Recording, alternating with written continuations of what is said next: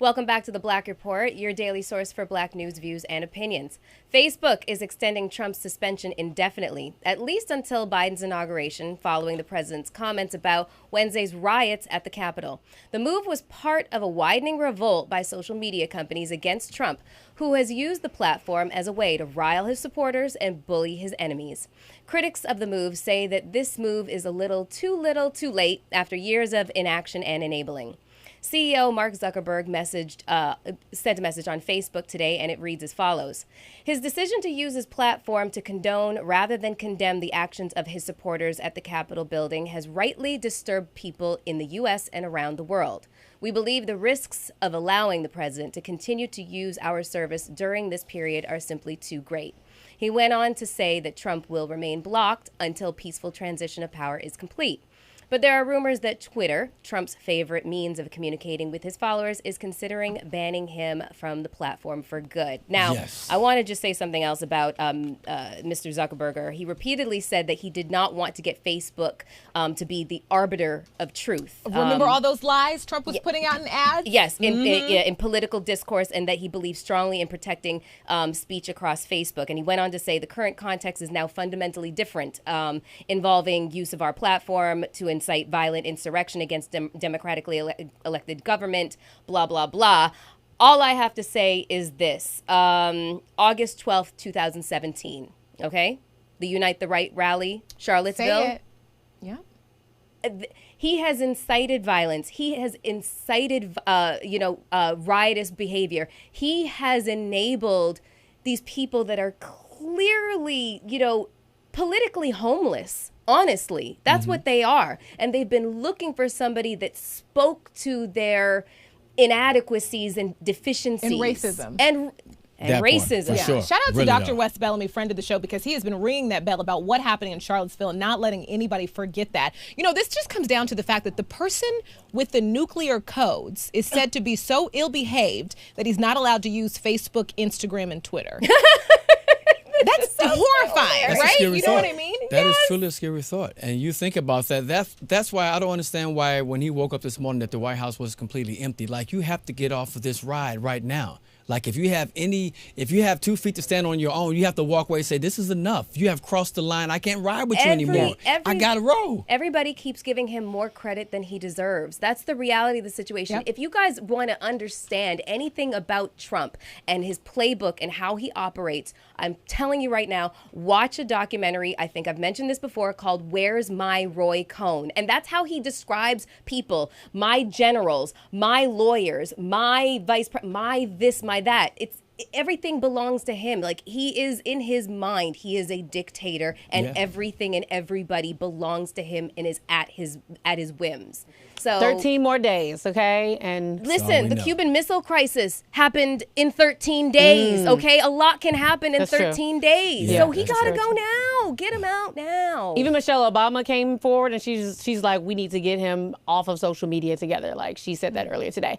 All right, now moving right along, airlines are beefing up safety precautions to prepare for rioters flying home from the Washington, D.C. area following chaos and rioting that took place on Wednesday at Capitol Hill. Now, American Airlines is one airline that says that they're increasing staffing for area airports, including Reagan International, Dooley's International. I know Dallas. I said that. Dallas. We practiced this before, and I still said it wrong. Also, the Baltimore Washington International Airport as well. American is also eliminating alcohol from flights through later on this evening. We are looking closely with local law enforcement and airport authority partners to ensure the safety of our customers and team members on the ground and in the air, said a spokesperson, and her name is Stacey Day. We also have increased staffing at D.C. area airports as a precautionary measure and will not be serving alcohol in the first class cabin on flights to and from this area. We will continue to enforce policies that protect our customers and team members' safety and well-being. And my only one question is, where was this precautionary measure when all of these thousands of people were gathering outside of Capitol Hill? And I feel like I'm hoping that more airlines actually come forward, because right now we're just reporting about American Airlines. But what about Southwest? What about Delta? What about the other airlines that are not taking these same, safety precautions? They're going to have to do that, Dim. Yeah. And I feel like it's so important because people now they're going to go buy by airplane. They're going to go by cars. People are still going to show up on January the 20th for that inauguration. I feel it. I think we all can sense it, that it's not going to be as peaceful as we want it to be. If it goes peaceful, hey, I'm with that. But I don't see it. It's another reason it needs to be on Zoom. Yeah. Just another reason. About the airlines, I just think these poor flight attendants, because we saw what happened on the flights in and now coming out. These people were acting crazy, and now they're going to get back on these planes. And these poor flight attendants who are not there to serve you, they're really there for your safety. And people treat flight attendants so poorly already. I saw someone online saying that these people should all be on a no-fly list simply because of their behavior and the security issues that come along with that. It was jarring for me last night seeing video of them in their hotel lobby. So you saw crowds of people. Did you see that? Just chilling. No mask. So they're violating DC's mask order. All they're crowded together, relaxing, decompressing after a long day. You know what I mean? Not in jail, chilling. How did they not go to the hotel and just round them all up? How did that not happen? Because I'm telling you right now, Romeo, Black you took Lives the Matter. words right out of my mouth. I was just going to say that police need to descend upon Dulles Airport and Reagan Airport, et cetera, BWI, whatever, in mass and make mass arrests. Because we have all their pictures. We know what they look like. They were smiling for the cameras yesterday. So now they need to be arrested for domestic terrorism, for assault, for whatever. And after doing something of this magnitude, to be able to go home afterwards, it's a problem. Right, safely, comfortably. All right, new weekly claims for unemployment insurance totaled 787,000 in the final week of 2020. This new Labor Department data shows the numbers moved a little from the previous week, but are still well above the pre-pandemic record high. The new batch of jobless claims is yet another warning that the initial recovery from the coronavirus recession has continued to slow under the weight of record-breaking COVID-19 deaths and months of squabbling over further economic relief. Weekly jobless claims since the end of last March have remained well above the 690,000 pre-coronavirus claims record set in 1982. Analysts expect the U.S. to have added roughly 70,000 to 100,000 jobs, but that low number still pales in comparison to the roughly 10 million jobs yet to be regained from the onset of the pandemic. And it's just something to keep in our minds. Amidst all of this happening, people are still out of work. Absolutely. Millions of people are still out of work and dealing with everything that comes in your life when you're out of work. On top of the fact that the most affected group right now are Black Americans. Right. So I was looking at some, statistics earlier today that the most affected group on unemployment, less to be hired, are Black Americans. So we definitely need to figure out something, fast, because people have nowhere to live and have no jobs, have no money.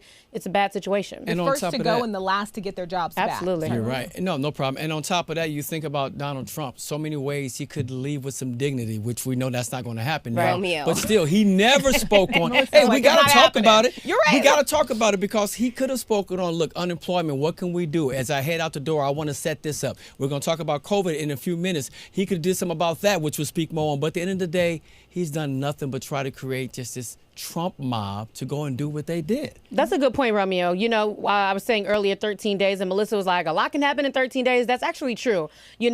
Anybody else with a sane mind would spend their last 13 days after what has all transpired trying to fix some things and being like, you know what, I messed up. That's what most Let me try presidents to, do, you know what I mean? Let me try to fix this, or at least leave the American people feeling comfortable. But okay, here's a quote that Trump follows. My scare value is high. My arena is controversy. My tough front is my biggest asset.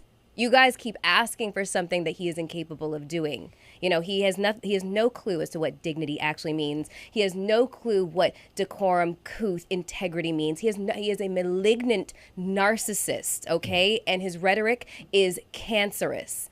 Brooke, by the way, who is it? The police, the Capitol Police chief, resigned. Look at that. Breaking news. You knew that was going to happen. It's somebody that he's supposed to be leading is dead now. Yeah. They're all about brotherhood and Blue Lives Matter, and somebody, because of everything that did and did not happen yesterday, somebody under his care is dead. Exactly. So sad. Yeah. All right, the United States set another record for the most coronavirus deaths in a day on Wednesday with 3,865, according to a Johns Hopkins University tracker. The death toll is only mounting as cases and hospitalizations also rise. Over 132,000 Americans are in the hospital with COVID-19. Also a record is as the numbers keep climbing, according to the COVID tracking project, the country is averaging over 200,000 new cases every day. A staggering total of 361,000 Americans have died from the virus, according to Johns Hopkins. Many Americans are fatigued with pandemic restrictions despite the urgings of public health officials to maintain them. President Trump has been largely silent on the crisis as he focuses on reversing the election outcome. And of course, we all saw with the Trump mob that stormed the Capitol yesterday. If we think about COVID-19, and like I said, we talk about that, we still don't have all the numbers from Christmas and New Year's. We're going to get new numbers from the Trump mob super spread party, whatever you want to call that. Because think about it, these people travel from all over the country, whether it was by train, plane, or automobile, so they were in contact with many other people not wearing a mask. So these numbers are going to increase, and we know that January is probably going to be our worst month ever. January is going to be awful. But I just want to give a quick, just some statistics, because we are based in California. 1 in 5 coronavirus tests are being performed in Los Angeles, and they're coming back positive.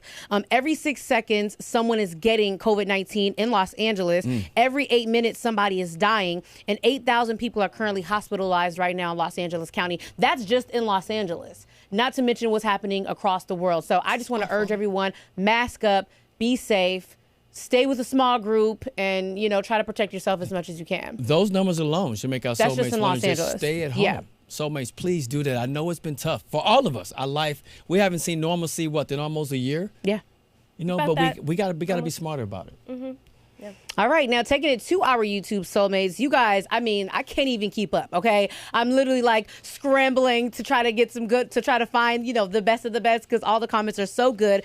Kim Johnson says, you could see it in Pence's face. He was heated at 4-5. That's Donald Trump, if you don't know what 4-5 is, okay? Jennifer says, it's an inside job, y'all. It's attempted, premeditated, first-degree murder. All right, now one more says, evolving edit. She says, they were all a part of it, and it was a plot with the Republicans. Whoo, the conspiracy theories are just good today. Keep on commenting, and I'm going to make sure you guys get a shout out throughout the show. Melissa, let us know what's coming up next.